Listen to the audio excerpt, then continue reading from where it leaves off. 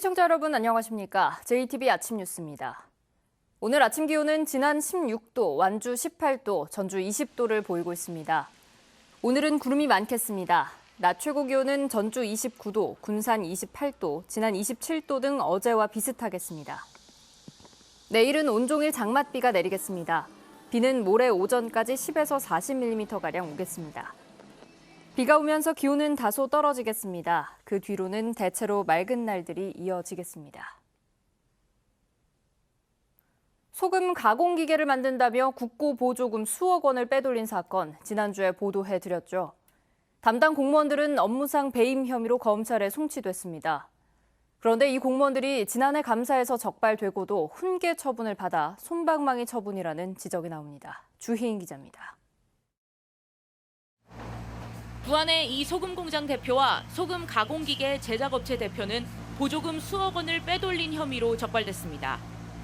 이들은 지난 2016년 소금 가공기계를 제작해 공장에 설치하겠다며 견적서를 부풀려서 보조금 5억 3천만 원을 타낸 혐의를 받고 있습니다.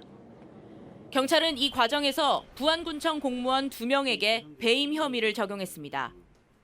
소금 가공기계 제작업체를 수의계약으로 결정해 특혜를 줬다고 판단한 겁니다. 이 부분은 이미 지난해 전라북도 종합감사에서도 확인됐습니다. 소금 가공기계 제작업체는 일반 경쟁 입찰을 통해 선정했어야 됐지만 담당 공무원들이 다른 업체에서는 만들 수 없고 관련 특허도 있다는 업체의 말만 믿고 수의계약을 하도록 했다는 겁니다. 하지만 전라북도는 해당 공무원 2명에게 경징계인 훈계 처분을 요구하는 데 그쳤습니다. 국가에 큰 피해를 끼쳤는데 따로 형사처분은 받지 않고 그냥 단순하게 훈계 처분됐다는 게 확인됐습니다.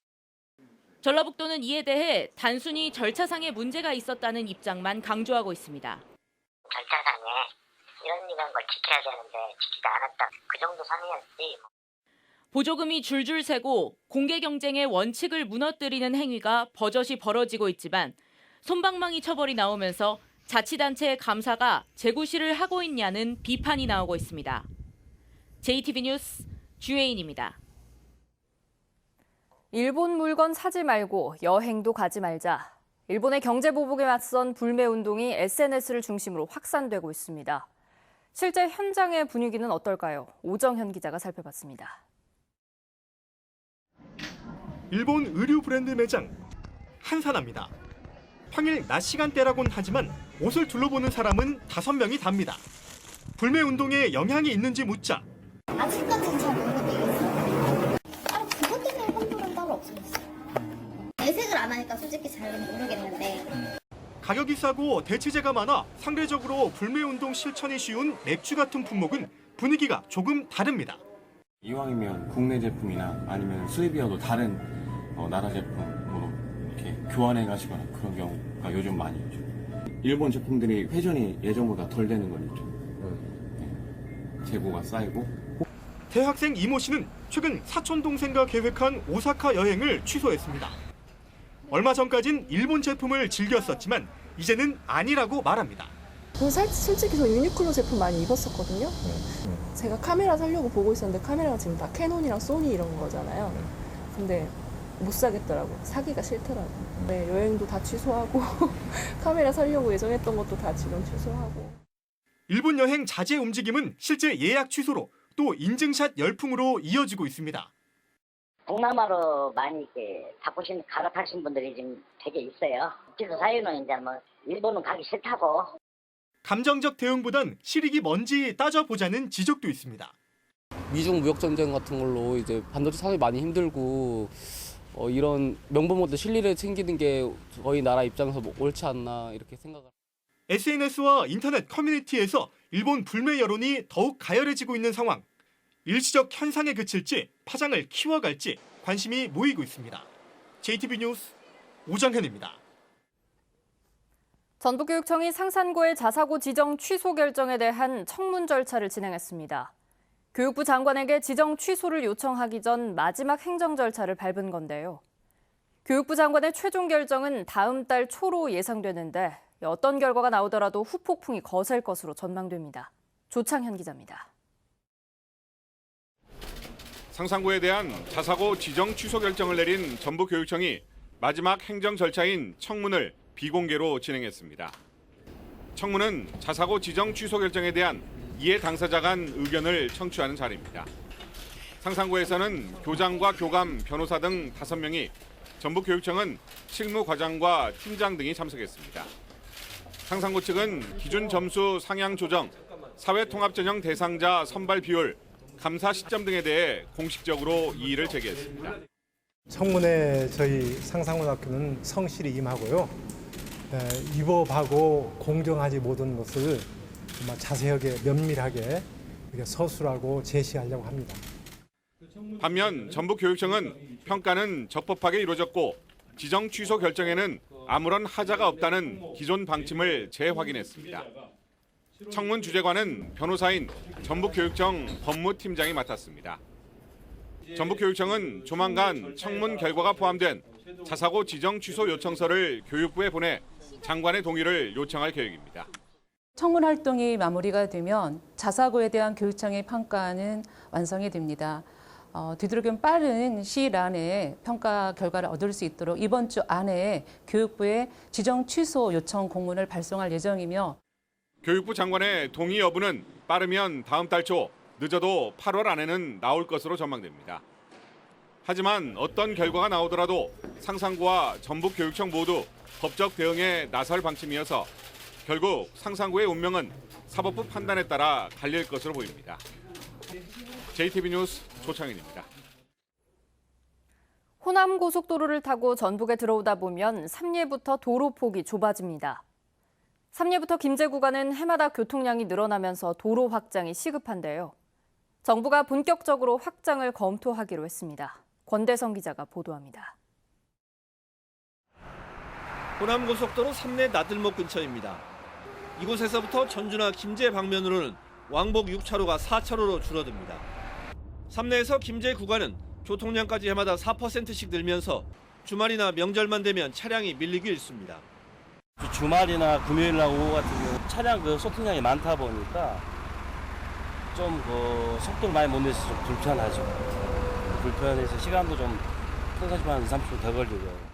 특히 새만금 개발이 본격화되고 새만금 전주 고속도로가 연결되면 교통량은 더 늘어날 전망입니다. 전라북도가 삼내에서 김제까지 18km 구간을 왕복 6차로로 넓히는 걸 요구해온 이유입니다. 국토교통부 역시 이미 확장 필요성에 공감하고 있습니다. 문제는 그동안 기획재정부가 사업의 시급성을 인정하지 않으면서 예비 타당성 조사 대상에도 오르지 못해 사업 추진이 막혀 있었다는 점입니다. 하지만 최근 기재부가 예타 대상 사업으로 결정하면서 사업 추진에 발판을 마련했습니다. 전라북도는 예타 과정에서 타당성을 입증받는 데 적극 대응하기로 했습니다. 새만금과 혁신도시 개발에 따른 교통 수송 능력을 높이고 지역 균형 발전에도 기여할 수 있다는 점을 강조해 예타가 조기에 통과될 수 있도록 노력하겠습니다. 삼내 김제 구간 확장에 필요한 공사비는 2,315억 원. 예비 타당성 조사를 통과하면 2022년에 공사가 시작돼 2026년 완공될 전망입니다. JTB 뉴스 권대성입니다. 정읍 무성서원이 고창 고인돌과 익산 백제 유적에 이어 전북에서 3번째로 세계유산에 등재됐습니다. 세계유산이 된 무성서원 앞에 놓인 과제는 보존과 활용입니다. 보도에 송창용 기자입니다. 지난 2000년 전북에서 처음으로 유네스코 세계유산으로 지정된 고창 고인돌 유적, 고인돌 박물관과 선사 체험마을, 그리고 운곡 람사르 습지와 연계돼 한 해 100만 명 가까이가 찾는 고창 관광의 중심지가 됐습니다. 2015년 전북 2번째 세계유산이 된 익산 미륵사지 등 백제 유적, 백제 문화의 정수를 보여주는 미륵사지 석탑의 복원이 완료됐고, 지금은 국립익산박물관 건립공사와 미륵사지 관광지 조성 사업이 진행 중입니다. 옛날보다는 많이 지금 사람들이 호응이 좋아지고 있어요. 지금 이제 개방도 잘 되고 있고. 세계유산이 된 정읍 무성서원 앞에 놓인 과제는 먼저 보존과 관리입니다. 조선 후기 목재 건물이 대부분이지만 거주 공간이 없고 1년에 한 차례만 재향이 이루어지는 탓에 관리가 소홀한 면이 있습니다. 세계적인 가치를 인정받은 만큼 교육과 관광 자원으로서의 활용 방안도 중요합니다. 조선시대 성리학의 산실인 무성서원은 요즘 세대에는 낯선 공간입니다. 가보지는 않았어요. 가봐야죠. 거기도 또 저희 고향 쪽에 그런 게 또 됐다 하니 한번 찾아볼 계획도 있죠. 방문객 눈높이에 맞는 해설과 교육 행사 등을 여는 별도의 장소가 필요합니다. 현재 건립 추진 중인 무성서원 선비문화수련원과 연계해서 이곳에서 전통문화 또 선비문화를 체험하고 교육할 수 있는 다양한 프로그램을 개발해서 또 현재 진행 중인 서원을 활용한 교육과 강좌 프로그램 등은 대부분 일회성이기 때문에 지속적인 교육과 체험 프로그램을 서둘러 마련해야 합니다. JTB 뉴스 송창용입니다. 남원시가 폭염에 대비해 관광지 주변에 쿨링 포그 시스템을 설치했습니다. 고창군 체류형 농업창업지원센터가 귀농을 희망하는 도시민들에게 길잡이 역할을 톡톡히 해내고 있습니다. 나금동 기자입니다. 남원시가 관광객 편의를 위해 광안로원에서 춘향 테마파크를 잇는 구간에 쿨링포그 시스템을 설치했습니다. 쿨링포그 시스템은 미세노즐을 이용해 물을 인공안개 형태로 분사하는 방식으로 기온이 30도 이상이면 자동으로 가동됩니다. 이곳을 폭염 등 자연재해로 인한 피해를 줄이고 문화생활공간으로 조성해 나가겠습니다. 임실군이 경기 침체로 어려움을 겪고 있는 소상공인을 위해 카드 수수료 지원 사업을 추진합니다. 카드 수수료 지원 대상은 전년도 매출액 8,800만 원 이하 소상공인으로 지원 금액은 카드 매출액의 0.3%, 최대 20만 원입니다. 지난해부터 운영되고 있는 고창군 체류형 농업 창업지원센터가 귀농을 희망하는 도시민들에게 길잡이 역할을 하고 있습니다. 현재 농업창업지원센터에는 27세대, 35명의 예비 귀농인들이 입소해 기초 영농기술 교육과 현장 실습, 선도농가 견학 등의 교육 과정을 진행하고 있습니다. 모두 다 같이 처음으로 해보는 방울토마토를 수확하면서 정말 감격에 차 있습니다. 무주군이 전국 최초로 건강 관련 조례를 제정해 공포했습니다. 조례에는 취약층 건강관리 계획 수립과 건강지도자 양성, 건강생활 실천협의회 구성 등이 담겼으며 앞으로 지역 내 건강증진 프로그램을 활성화할 수 있는 제도적 기반이 마련됐다는 의미가 있습니다. JTB 뉴스 나금동입니다. 전북 공기업들이 행정안전부의 경영평가에서 중하위권 등급을 받았습니다. 행안부가 가에서 마까지 5단계로 등급을 매긴 결과 장수 한우지방공사는 지난해에 이어 올해도 최하인 마등급을 받았습니다. 또한 전북개발공사와 전주시설관리공단은 다등급을 받아 1년 전보다 한 등급 하락했습니다. 전북과 충남의 상수원인 용담호에 수상 태양광 시설이 추진돼 수질오염 논란이 일고 있는 가운데 수자원공사가 환경적인 문제가 없도록 사업을 추진하겠다고 밝혔습니다.